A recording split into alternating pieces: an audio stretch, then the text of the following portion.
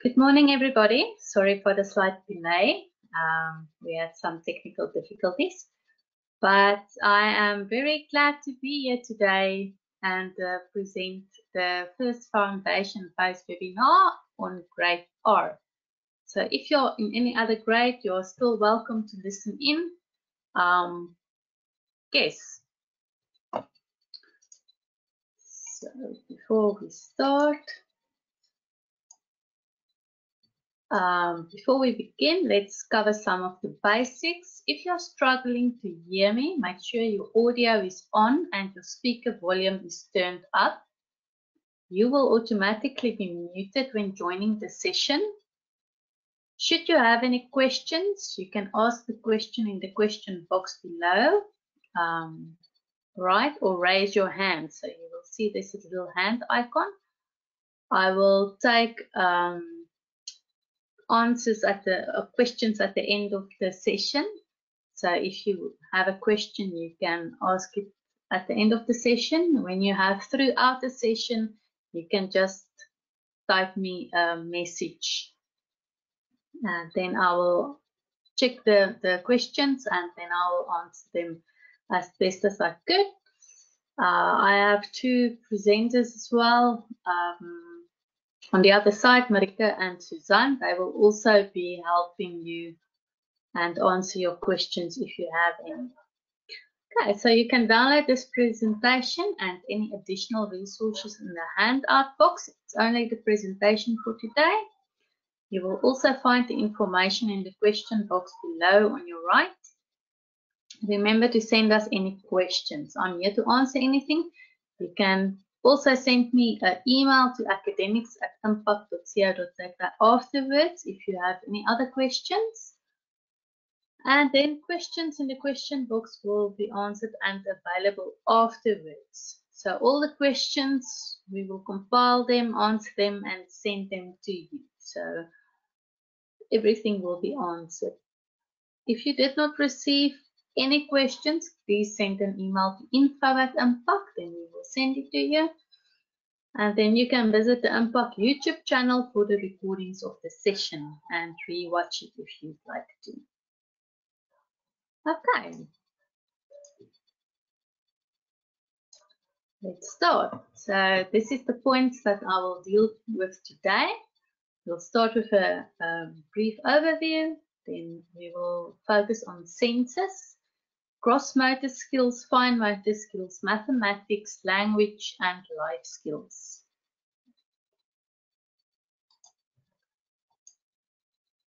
Okay, what is the purpose of grade R? So grade R started out long ago only as playing together with friends, socializing before you go to the big school. And that is what the purpose of grade R was. And then they started to refine it. So they decided it's better to prepare your learner for grade 1. So that is the main focus of grade R, is to prepare your learner for grade 1 and help them to take important steps to independence. So that is what we want to reach at the end of grade R. Then we want to teach them some social skills. That is also important. But how do learners learn the best? So at this stage, there's no set way exactly on how you should do grade R and what you should focus on. But learners learn through structured play. Now, if you will ever send me an email on what should I do and how should I do it, I would also always come back to play. Send your child out to play. And not just go outside and play, but give them something to play with or initiate something that they can use to broaden all these skills that they need. So how do a grade R child look like? Now we need to teach them to self-regulate. Most children are egocentric. We know a little toddler sitting, it's all me, myself, and I. That is my toy. The world revolves around me. I don't want to share. They will throw a tantrum if they do not get what they want. So that is one of the things that you must work on as a great art teacher, is start with the child self. So you start with the child and see how you can shape the child to be, a good behaved kid. So this makes group activities very challenging, especially if you've got 3 children, they have to share, build a puzzle together, whatever. So if there's no interaction or little interaction with their peers, they will struggle to share, to learn these basic human behavioral concepts in order to have a good social life. And then you have a kid that the moment that they don't get what they want, they start throwing stuff, they start banging on doors and hitting somebody, because it's me, myself, and I. And that is something we want to change. We cannot expect children to act like grown-ups. Sometimes we just expect them, behave yourself, look like a grown-up. But we cannot expect them to live like grown-ups. We have to teach them. We must rather encourage independence. So the moment a child is independent and they can think critically, they will be responsible adults later in life. So how do you teach a child to be independent? Is by letting them do stuff themselves. So, okay, that is your blocks. Put away your blocks. If they don't fit into the container, let me help you. Let's pack it nicely into the container so that it can fit. And as they learn these independence, you will teach them critical thinking as well. So the next time they have to put the blocks into the container, they will think by themselves, but hey, wait, Mum showed me last time how I have to do it. And then they can do it all by themselves. And this is this little steps to independence that make them responsible for their own actions. And that is what we want to get to. Introduce the idea of choices and consequences. So you cannot open a cupboard full of clothes to a great art child and you tell him, what would you like to wear today? So they will start picking up, I want this pants and this t-shirt and this dress in the middle of the winter. That's not going to work. That's not the kind of choice you are supposed to give a great art learner. You will pick out 2 sets of clothes, put it on the bed and say, okay, it's your choice. What do you want to wear today? So they still have the choice. It's not, there's your clothes, wear your clothes. It's, I have my own choice. I can choose whichever set of clothes I want to wear today.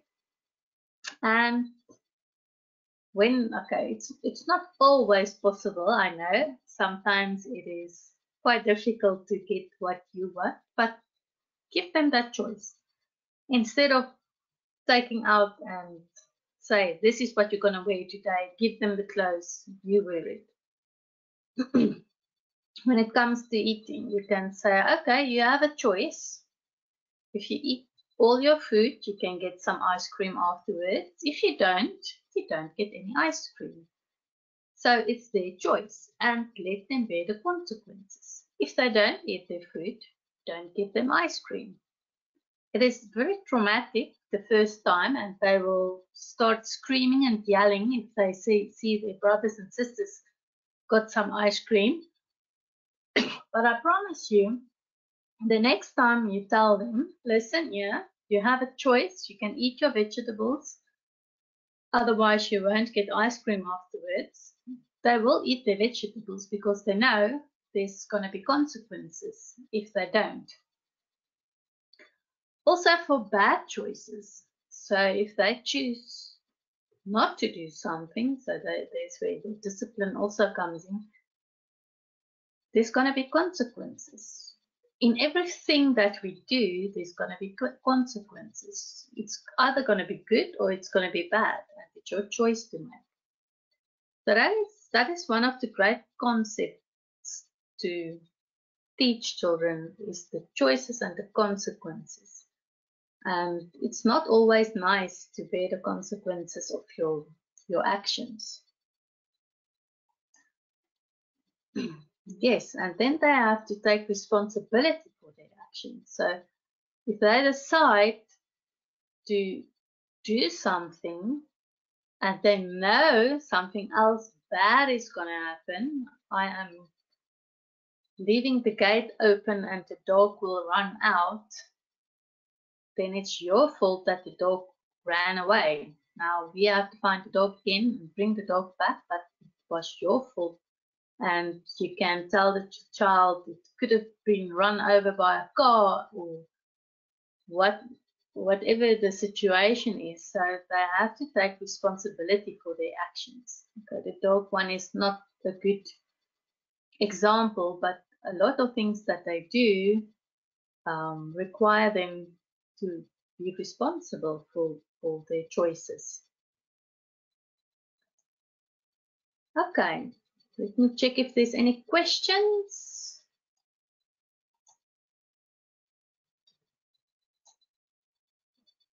Not much questions.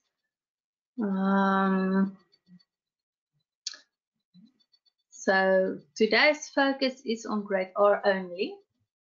Just to answer your question, Gloria, today's for grade R, but you can learn a lot from this webinar, especially if you have a grade 1 child as well. And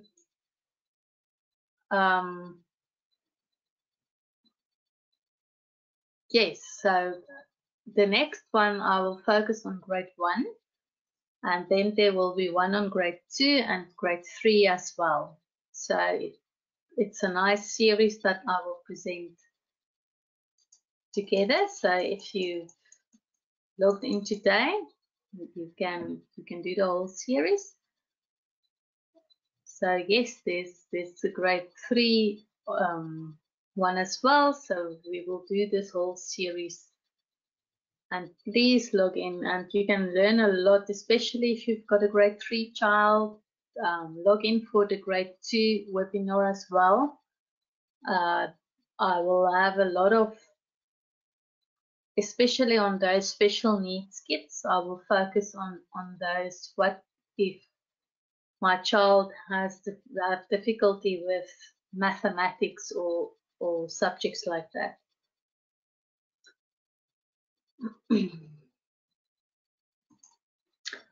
So Marika will advertise those.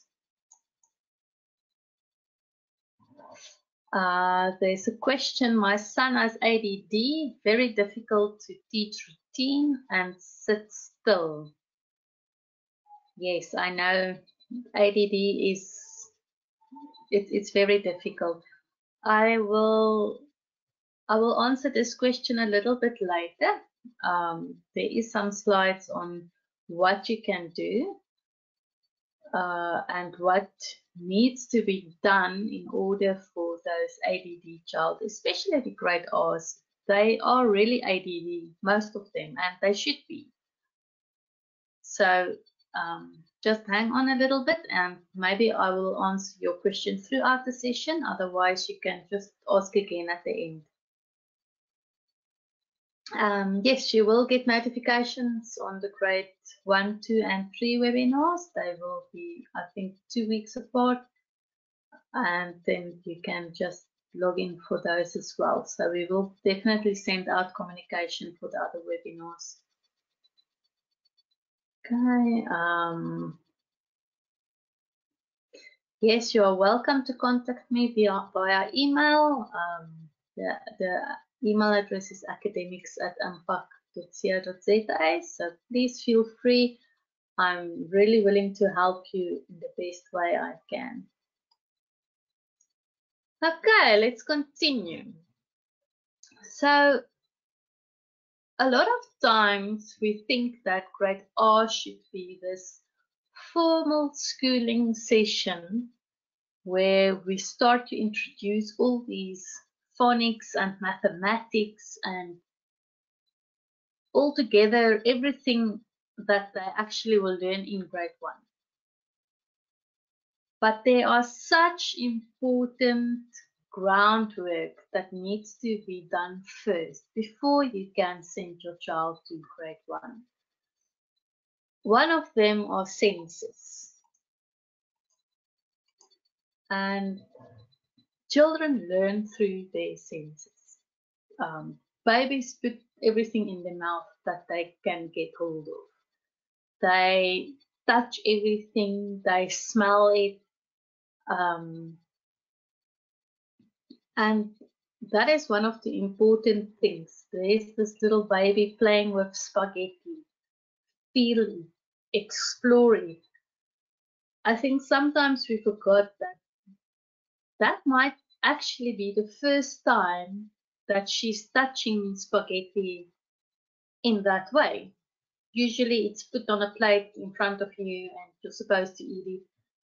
But what about exploring these things? And we often forget that it's a first time for many things for them. It's the first time they'll see this kind of bug in their life.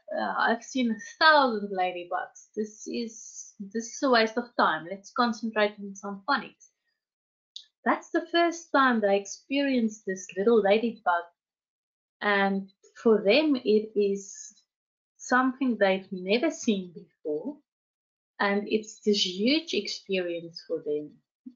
Think if you will have a whole new experience, like flying for the first time. You're like, yo, when we went up, my tummy was feeling upside down, and you will describe this whole feeling for somebody else because it was the first time. But for them, there's so many firsts. You just assume that they should know what spaghetti is. But that they really touched it like that and play with it. Jelly is another one they love. Put your fingers in this. It's the slime we are making. All these kind of things are so important for them to learn. That makes connections in their brain to make links. So they need time seeing, touching, hearing, tasting, smelling. So all those senses must be alive when they do activities. And this cannot be learned by any educational online program, as children would only use their eyes. So you can put a screen full of objects in front of them and ask which one is the fluffy one, and they will click on the fluffy one because it looks fluffy and they've seen fluffy stuff, but you cannot compare the fluffy object on the screen with a real fluffy toy that they're holding and petting and whatever doing with. So they need to experience this thing. So I'm very against educational online programs. That's why all our books are still in hard copy for foundation phase. And yes, they need to touch it, feel it, see it, hear it, smell that paper. That is important.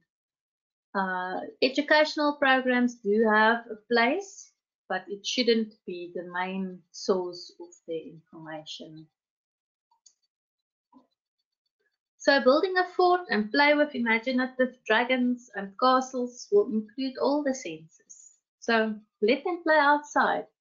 Still remember to make it structured play. So give them the toy sword and give them some blankets to build their castle. and they will go on. If you drop a pile of stuff in front of them, old clothes, shoes, let them play with that. They will fill in the colors and the senses on their own way. Sometimes we think these activities are old-fashioned, but studies have shown that active play is the core of children's learning. So you need active playing, you need them to use their senses in order to grow as children. Now I have, yes, let's see if there's any question on senses.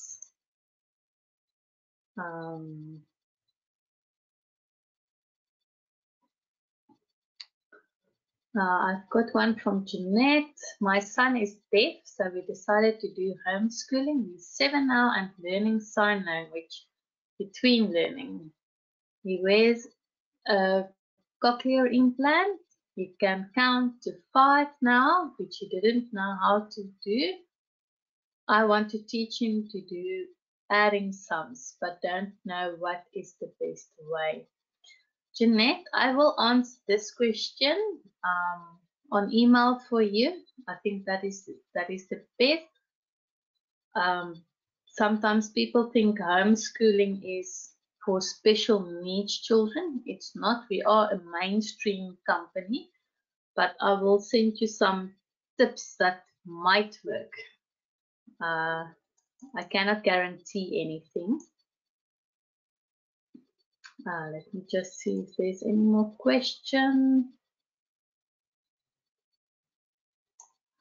My son, apart from the ADD, also has touch and ear sensitivity. He does not want to get his hands dirty and does not like loud noises. We must play softly, and when his hands get dirty, he wants to wash them the whole time. Any advice? My advice is keep playing. Keep introducing new stuff. So many times as babies, they are touch sensitive, so they don't want to touch anything. And it's a phase that goes by and you never realize that that happened. So the best way to get over this touch sensitivity is to let them touch. The more they touch. So start rewarding them. Put some soft toys in front of them, or start with softer kind of touch thing. You get this little touch books, and there's leather and stuff in there that they can touch. So the only way to overcome touch sensitivity is to touch stuff, play with mud, play with jelly, do the spaghetti thing. Don't give him a knife and fork or a spoon when he's eating. You have to eat with his hands. That is also a good one. They hate it, but it usually works. The sound sensitivity, there's not a lot you can do about that. Maybe you can wear earplugs just to damp the sounds that they are hearing. It's a grade 3 question, Mishka. I will answer that separately for you. Does cooking involve their senses? Yes, Karen, cooking involves all their senses. So please cook with them, bake cookies, let them help you prepare food. They will smell, they will touch, they will experience. A lot of times we take our children away because it's hot and we don't want them to touch anything. If you've got little boys, even girls, they can braai with their dad. Let them hold the thong, let them turn the meat once. They will love it. Let's see if there's another one. Where can we watch this again over and over? Joanne, everything is on YouTube. So you will be able to find those on YouTube. Well, my son has trouble talking, which is frustrating for you. him, he doesn't know how to express himself and it leads to tantrums.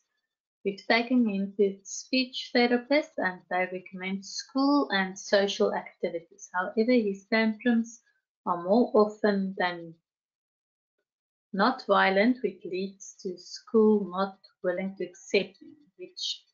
What can we do to help his speech? So, Cor, if you ever don't understand your own child, you tell them, I cannot hear you. I don't know how old he is. I assume he is in grade R. So if he still has speech difficulties, just there's two things you can do. Talk a lot and explain everything that you're doing. I am sitting at my computer now. I am typing a message for this. I am cooking. I'm going to throw the spaghetti in the pot. I'm going to stir it now. So by using speech, they can hear speech, and they will use the speech themselves. And then the other thing, when they are talking, sometimes when we have toddlers, they will say, and you are like, is it a sweetie? Okay, then we start a guessing game, and eventually we get, okay, you want the cookie, and you'll give the cookie to the child. And there was no speech involved except for and you figured out what he or she wanted. So encourage them to speak full sentences. If they have difficulty expressing themselves, repeat every sentence after them. So what does mean? I want a cookie. Okay, say it to me, otherwise you cannot have the cookie. So that is two of the stuff that you can do to improve speech at home.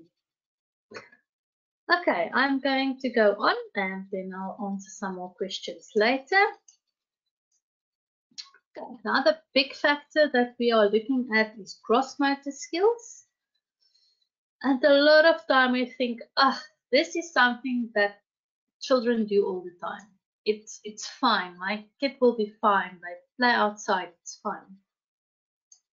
But gross motor skills is one of the most important things that children need to have. So it's to ensure children have strong muscles.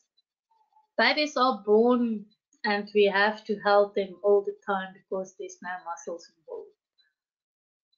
And as they grow, they build muscles. You as an adult do not have to think on sitting up straight at your desk because it happens automatically. For those little bodies, it's not something that just happens automatically. They have to build up strong muscles to be able to do the things that adults do for longer periods of time. So why do they need strong muscles? To do everyday tasks like walking, running, sitting up straight, playing. So that is the things they need it for. And then for concentration. So you will think, but what does strong muscles have to do with concentration? So if you're sitting at the desk, it means that you have to sit for an hour presenting, and my body doesn't get tired. Maybe after 2 hours, 3 hours, I'll get tired of sitting, standing up and go on. So this is where our ADD children comes in. So you want them to sit down and concentrate on some work for 10 minutes. So sit down, concentrate on your work for 10 minutes, and your kid will sit down and his muscles will start to hurt because they are not developed properly, because they are watching TV all day and not walking, running, sitting up straight and playing outside as they should. And they will, after 5 minutes, they will start doing all kinds of things, and you will say, sit still. And they will stand up and they will start looking around because their bodies are actually hurting. So the moment those gross motor skills are developed like they should, you will have a kid that can sit up straight for longer periods of time. So that's why play is so important in grade R, because if that child gets to grade 1, they're supposed to sit up straight in a chair for periods of 40 minutes at a time. And a lot of children will have difficulty when they get to grade 1 with that, because their gross motor muscles is not developed as it should be.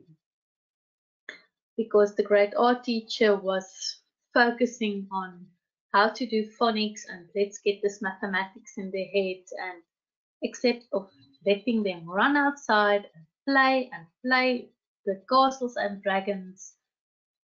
So for concentration, your ADD child, there you go, gross motor skills. So to sit still longer than 5 minutes. I think a lot of you will agree that my child cannot sit still for longer than 5 minutes. It is totally agreeable that they shouldn't. They should sit still for 5 minutes and then they should go play outside and develop those gross motor skills. I was a grade 1 teacher for a long time, and the first term, after 5 minutes, the kids, I'm tired, ma'am. I cannot go any further. Then I'll say, up, everybody up. And we will go outside and I will say, okay, run for, say, around the field, come back into the classroom, and they will sit in the classroom and we will continue with their work.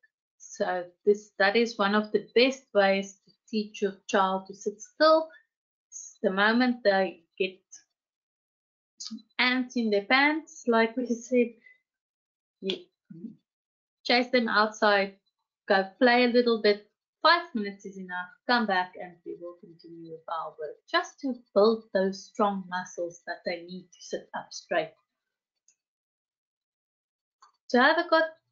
And this is to have a good posture. A bad posture will affect the fine motor skills as well, which we will do now. I'm going to do the fine motor skills.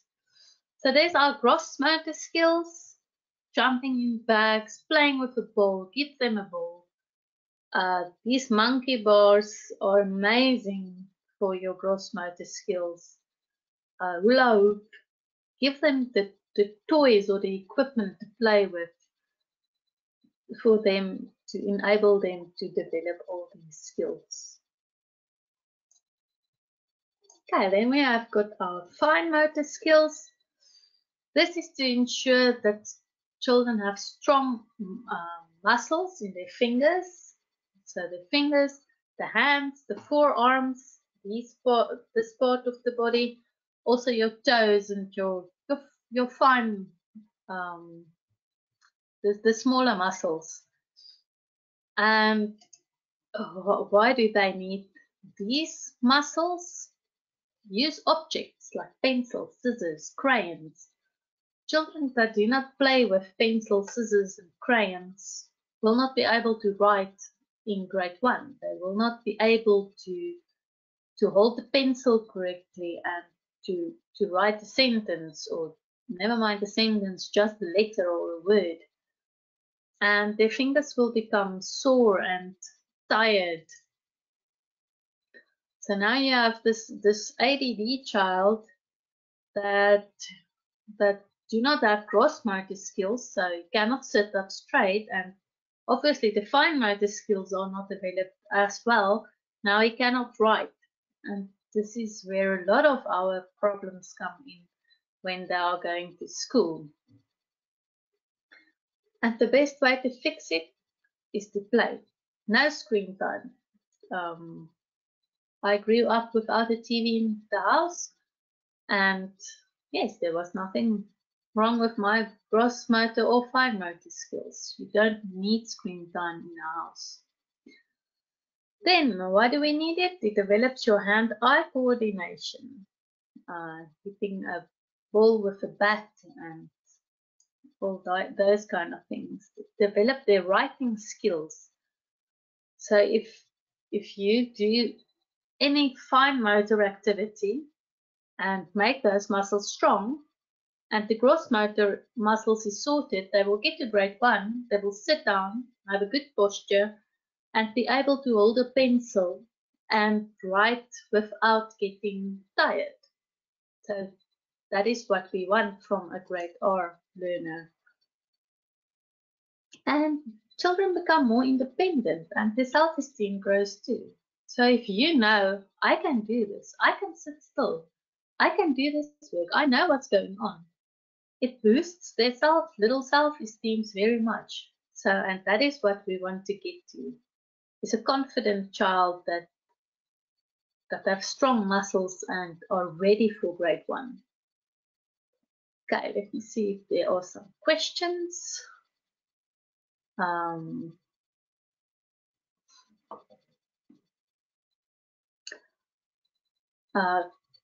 Clarissa, we've got a question on a grade 2. If you have got any questions regarding grade 2 or grade 3, you are welcome to contact me on the academics platform. Let me just see if there's more questions.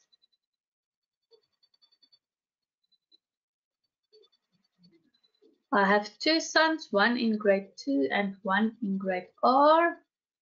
How do I juggle teaching both of them, Clarissa? My previous webinar, I had a section on multi-grade teaching. I suggest that you go and look at that one. I think you will learn a lot on exactly how you can teach both of your children in one class, especially grade R. The moment you're busy with the grade 2 learner sitting down doing something, the grade R learner can go play outside and you can rotate them. Let me just see if there's any more. Okay, I'm going to continue. No more questions. So there's our fine motor skills, beading, playing with clay, drawing, and I put up that boy holding the crayon incorrectly on purpose to show you how they are developing. So they will grab it like this to start with, and as they continue to develop the muscles, they will have finer touch, finger paint. So there's a lot of things you can do for the fine motor skills. Okay, now mathematics. So before you want to jump in and teach your child that 1 + 1 is 2, rather set a foundation on which he or she can build. So a lot of people want to start in grade R. Let's start with numbers. Let's start doing phonics. I'm very against that. What is important is rather focus on gross motor skills, the fine motor skills. And then there is time for activity. There is time for mathematics. There's a whole curriculum on mathematics, grade R. It's whole own document just to teach them mathematics. But don't take it too far. Count with them. Counting leads to number sense. So if you want to do mathematics, start with counting. Now everybody can count. 1, 2, 3. It's a little rhyme. Your mom teaches that. I'm going to count to 3, and when I get to 3, I'm going to give you a hiding. So then she starts counting 1, 2, and they love this rhyme. It's the fastest way a kid can get up and do stuff. So, but that's a rhyme. We want the learner to count and know what they're counting. So if you can count 1 and associate it with 1 object or 1 finger, or 2 with 2 objects and 2 fingers, that is mathematics. You will get very far with that. patterns. If you do patterns with them, what do you think is next? Draw your own pattern. This encourages critical thinking. And this is the skills that we want our learners to have when they go to grade 1. Sorting lies the foundation for data handling. So just the simple sorting activities, sort the bottle caps in the drawer, just sort my knives and forks and spoons in the correct places, please. Those will all have a great effect on their data handling later in grade 1 when they have to sort and divide and putting things together and take things apart. Shapes explore the properties of different objects. So if you have a shape, a circle, it's round, there's no corners, there's no edges. That is properties. And the same goes for numbers. So if you see the number 2, there's properties involved. It's 2. It is 2 objects. It's written in a certain way. So you want them to know that everything in life has certain properties, and so do numbers, if you understand. Measurement develops logical thinking. That is one of the big things we start with, is by estimate. How much do you think is in there? It's 100. But you will hear them in the beginning. They can count 1, 2, 3, and then it's 100 or uncountable. There's a lot of big numbers, 1,000,000. And then as you develop these skills, they will realize, but no, it cannot be 100. It's not that much, and they will estimate count this better. Then we have languages.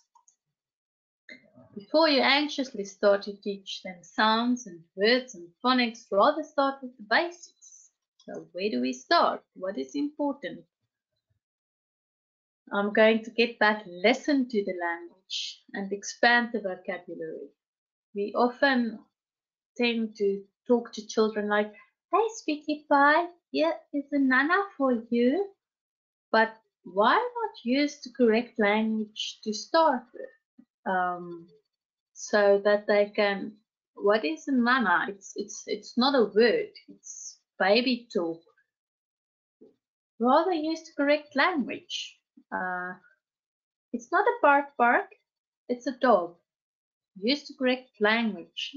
I cannot see why people tend to use baby language, and later on we try to teach them a whole different language. Now they have these words in their vocabulary that doesn't make any sense to anybody else in the world, and we have to teach them words again. So listen to the language, and you as adult have the responsibility to use the right words. And don't be scared to use big words like difficult or what, anxiously. Use those words, and your child will ask, "What does that mean?" And you will explain it to them, and you'll see a day or two later they will start using those difficult words themselves. And you'll be, "What?" So use the language, speak the language, so use the correct language, and flat words and syllables to understand that they consist out of different parts. So what you can do is when you talk to them, you can break up the sentence to say, "I am going to send you to your room." So by breaking that up, they will realize, but it consists out of different words. And the other thing that you can do is club a word in syllabus so that they start to realize, but everything is Language is made out of bits and parts of a bigger sentence. There's smaller bits in a sentence than just words. Look at written language and start to recognize phonics. So look at, have posters on there. This is a table, this is a chair, this is all those words for them to realize, but we have phonics. Then the last one, life skills. Here you can involve all the senses again and act in a moment of a life event. Remember, that's the first time that child is seeing a ladybug. So just make something out of it. Hey, all the kids come, look here, it's a ladybug. You can focus on the emotions you was teaching them a while ago. You can get back to that, but when that ladybug is out of the window, the life experience, the moment is gone. So get those moments together, look at that bug, look at the little dots on him, look at the color, experience everything. That is far more valuable than the lesson you was teaching just now. So don't forget to do that. Then create an environment in which they can be creative. Again, put some newspapers, magazines, anything out for them to explore it themselves. Give them the equipment for fantasy play, dresses and shoes and police helmets. And then set the stage for development, the theme table. Remember, they experience some of these for the first time. That is very important. So that is the end of my talking. So if you have got any questions, please type them. I will see if I can answer some of you also now. Let's see if there's still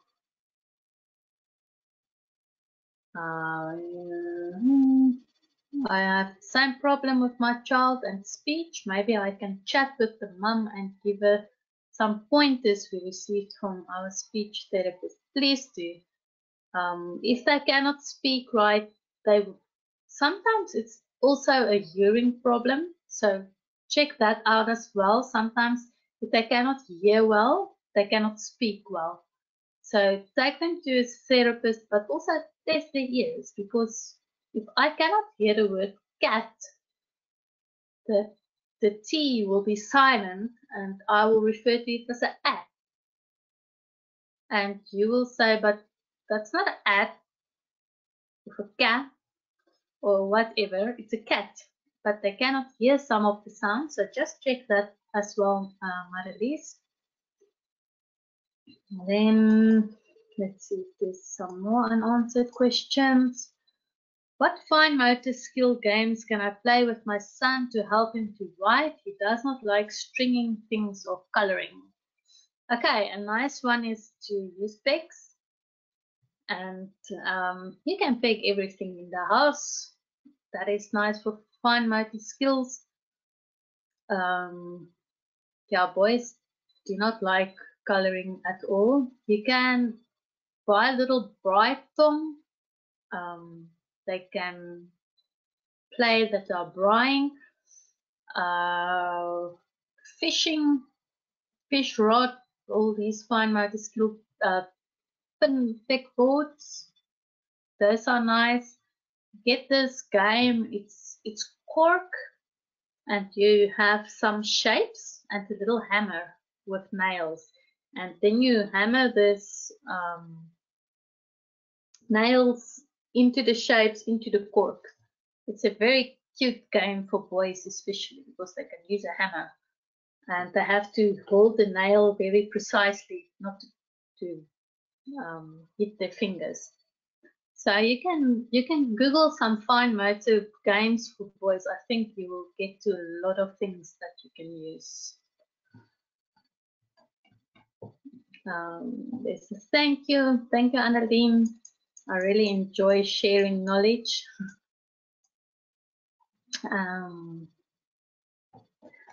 Just see.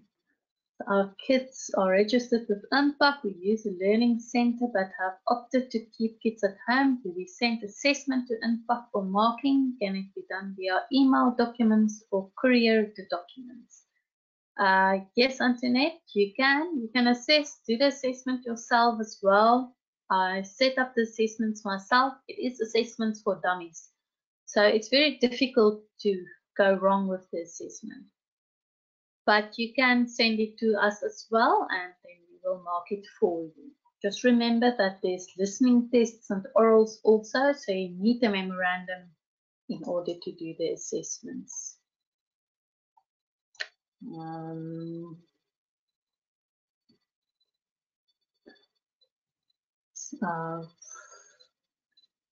Last question, Annalene. My son writes from the bottom to the top and from right to left. Also, his writing is wavy. Is this normal? Not at all. I would check his eyes for the waviness.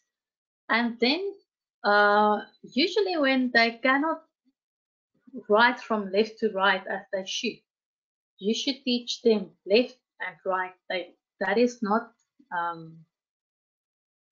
he probably, if you ask him, show me your left hand, he doesn't know which one is left, which one is right.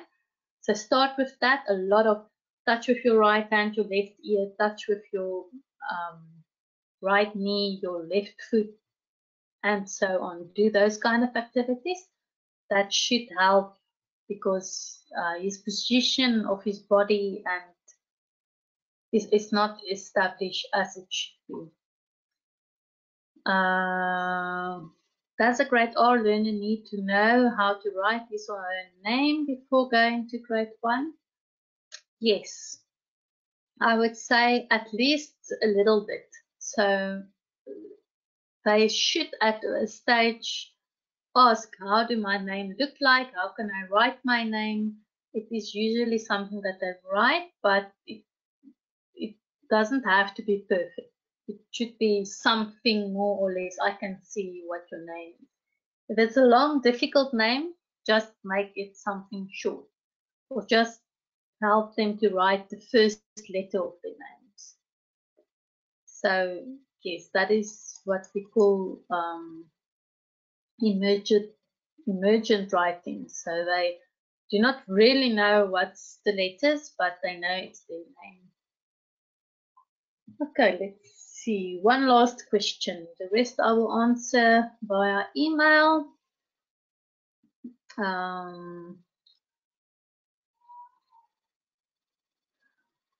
My son is grade R and he can count to 20. Well done. Skipping a digit or so sometimes, but he cannot recognize numbers. Everything is a number 7. Yes, Luan. Because counting up to 20 is a language activity. It's a song tailoring. 1, 2, 3, 4. It's absolutely language. There's nothing mathematical about it. So you have to say, this is a 1, this is how a 1 looks like, this is 1. And you can 1 for a whole week. Then next week with 2. This is a 2, this is how many 2 is. That is mathematics. So knowing the song up to 20, kids can impress you to count up to 100, but they've got no idea. You know songs as well. You know Old MacDonald, you can sing it. But if you've never seen a sheep in your life, you will have no idea what a sheep means, but you know the song. So you can focus on number sense in that way. Teach one number at a time. Okay, I think this is the end of my session. I think we are out of time. Yes. So thank you very much, and please send me an email if you have any other questions regarding the session. Thank you very much. Bye-bye.